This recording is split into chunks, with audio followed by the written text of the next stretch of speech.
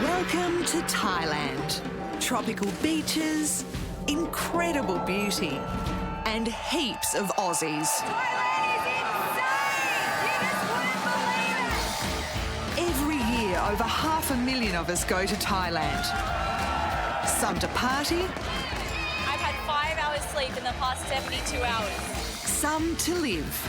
This is us, this is our lifestyle, and this is why we came to Thailand. I don't want to be anywhere else but here. And some to change their lives. I just feel like I am a complete woman now. Thailand is a country where adventure and drama go hand in hand. It's going to be a dream come true to jump that. Where anything goes while the good times roll. Words can't describe what I feel right now. Here on the island of Phuket is where most Aussies come to play. Every day is a new adventure. This is Thailand, like you've never seen it before.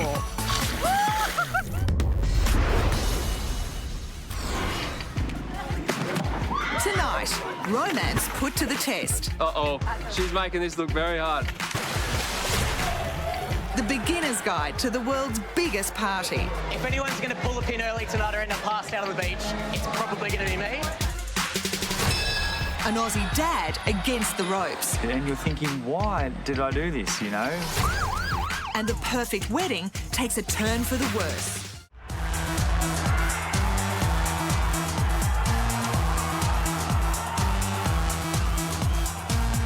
It's party time on the tiny island of Koh Phangan. Once a month, this usually quiet haven is invaded by up to 50,000 revellers. This is unreal. Unreal. Every one of them here to experience the world-famous full moon party. Can I describe to you how wild it gets? Debauchery, sex on the beach, drink out of buckets, get completely hammered. You know, a lot of people on the island, the residents, criticise it, but, you know, my argument is, hey, you were 17, 21 once. Full Moon Party originally started about 30 years ago now. It was just a bunch of people having a birthday party on the beach. They thought it was pretty cool, so they were like, let's do it again on the next full moon. In a few years, thousands of people were showing up, and then it's just become this, unstoppable machine. And here to get amongst it are Brizzy boys Stu, Daniel, Jimmy, Mike and Zach. So we've just come back to our room, bought ourselves some pre-drinks. We got tickets for the ferry to go to the full moon party. So we're going to hit these, get changed, make ourselves beautiful, and then we'll probably head up. Should be sick. Should be fun. Are you going to do the flaming jump rope? Do they still have that? Yeah. I'll give it a go. Yeah. It's probably going to end up burns all over me. Didn't someone got pretty injured off that thing? Oh, yeah, but That's right. Why not? Yeah, boys, to a fucking magical night. Yeah. See where it may take us. The boys are staying on the neighbouring island of Koh Samui. And getting to the party on Koh Phangan is all part of the adventure. Come on, please! You can buy ticket here! Come on, please! And having come all this way, it's important to check out the dress code. The full moon uniform, it's fluoro singlet, full moon party on the back, mix and match with little shorts. Yeah, it's to be as bright and as loud as possible. It seems these full moon first-timers are up for the challenge. All right, everybody off. First timers, number one thing I normally tell people is try not to drink too hard, too fast. The buckets out here are crazy strong. The Red Bull is not like the Red Bull you have or we had in England, and it's lethal. all right, let's do this. Yeah.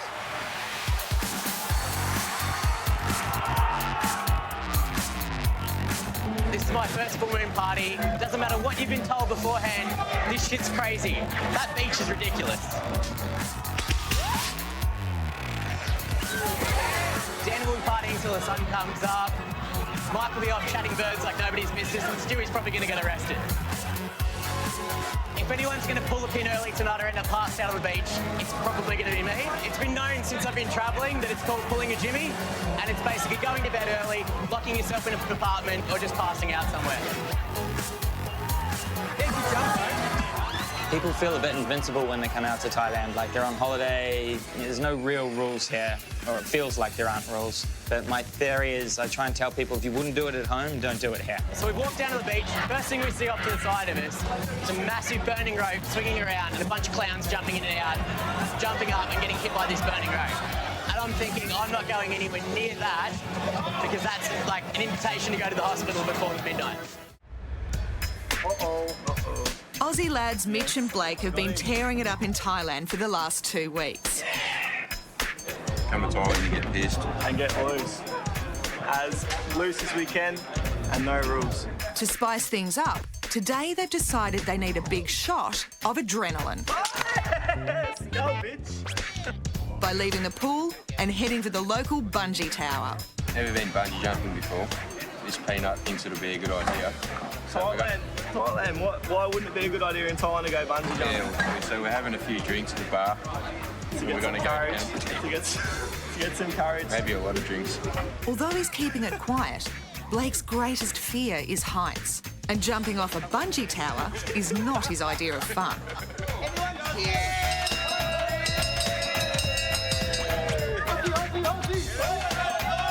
Aussie boy, number 1! Bungee jumping. No comment. Phuket's jungle bungee is a terrifying 50 metres high, with nothing but a shallow lagoon to land in, and just a rubber band to save your life. Yeah, we're actually doing this. And for Blake, the reality of what he's got himself into is starting to hit home. I don't know yet, actually. So You're doing it. You have to. You're doing it. very nervous. Never thought of that bungee before. Bungee jumping when you're terrified of heights. What could be more fun? Earlier in Thailand, we met the Lukiari family. At just 15 years old, Akeem's already an Aussie kickboxing champion, and his family have moved to Thailand to help him chase his dream. But in this family, he's not the only one with his sights set on the ring. We took a big risk. We worked our asses off to get ourselves here, you know, and everything could have failed and we would have had to go home, but we took that chance because Muay Thai means that much to myself, to my son, to my wife, and to the younger boy who's coming through. Not so much to him at the moment, but he'll get there. This is us, this is our lifestyle, and this is why we came to Thailand. Most families might feel like they can't get up and move country and go on a big adventure. It might not even be everyone's cup of tea, but it's our dream and we're living it. A family that fights together stays together. It's given us a bond that most families don't get. And it's a bond that's led by example.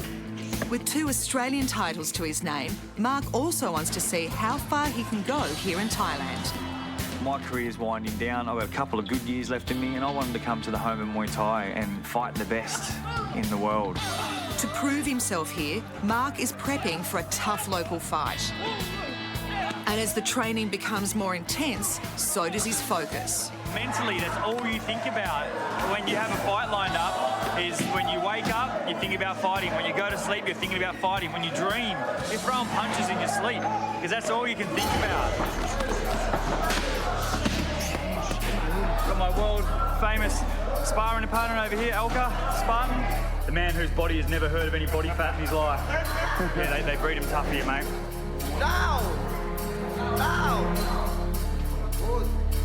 There's no science in this, like at home. We have a lot of science in our training these days.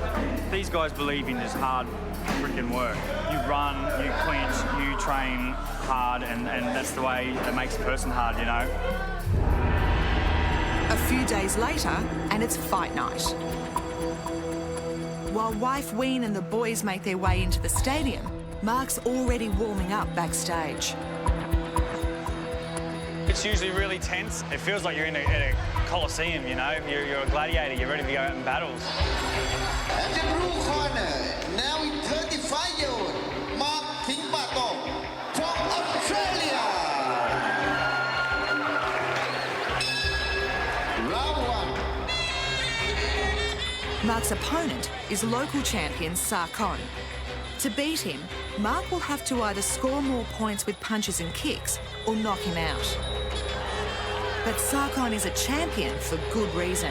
When you're in that ring, first off, you got to beat yourself, beat all the demons you have, and then you got to beat the opponent who's standing across that ring from you, who's trained his ass off. 2 rounds in and disaster strikes. Mark is hit with a vicious elbow to the head. In most sports, this would be enough to stop the match. But in Muay Thai, Mark will fight on.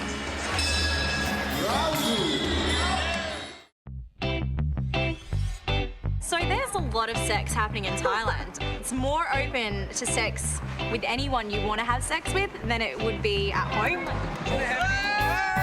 Boys are looking for girls, the girls are looking for boys, and one-night stands, and they're looking for fun, for alcohol, for sex. So tropical destinations makes, you know, girls go a bit wild, I feel anyways. People in general. You know, you've got the tan skin, you've got the swimwear, you know, everyone just feels a little bit more sexy. You know, everyone wants to be a lover. So if you want to have sex with a ladyboy, you have sex with a ladyboy. If you want to have sex with this person, you have sex with them because that's what you do. Like, there's attraction, you go for it. If I had one word of advice to the Australians, be sensible. Do what you do in Australia. There are people who prey on young Australians who look for the chance to take advantage of these young people. Really, everyone's just like, they go here, get fucked up, get wasted, and try not fuck a ladyboy, unless you're into that. All right, let's do this. It's the world's biggest beach party, the Koh Phangan Full Moon Party. And our boys from Brisbane are warming up. So we've walked down to the beach. First thing we see off to the side of us is a massive burning rope swinging around and a bunch of clowns jumping in and out. And I'm thinking, I'm not going anywhere near that because that's like an invitation to go to the hospital before midnight. Yeah, I thought it was a good idea jumping the fire rope. And then when I was in there, I was like, fuck, I should probably get out of here. Ran out and it smacked me in the head. Phil, Stewie and Daniel all jumped in the rope. Daniel jumped out. I could smell burnt hair. I was like, I'm not getting in that. It seems these full moon first-timers have a bumpy night ahead. We've been here 5 minutes and things have gone sideways already. Let's just see what happens by midnight. But for all the first-time fun, there's also a dark side. Drug overdoses, third-degree burns, bike accidents, drownings, and even murders all marring the scene. The worry with full moon is, of course, again, dropping your guard, intoxication, drugs, being robbed, losing your passport, losing your money, in many cases, you know, losing your dignity. Unfortunately, some travel writers are suggesting it's a must that you go to these full moon parties as a rite of passage. I think there would be much better rites of passages rather than go to a full moon party.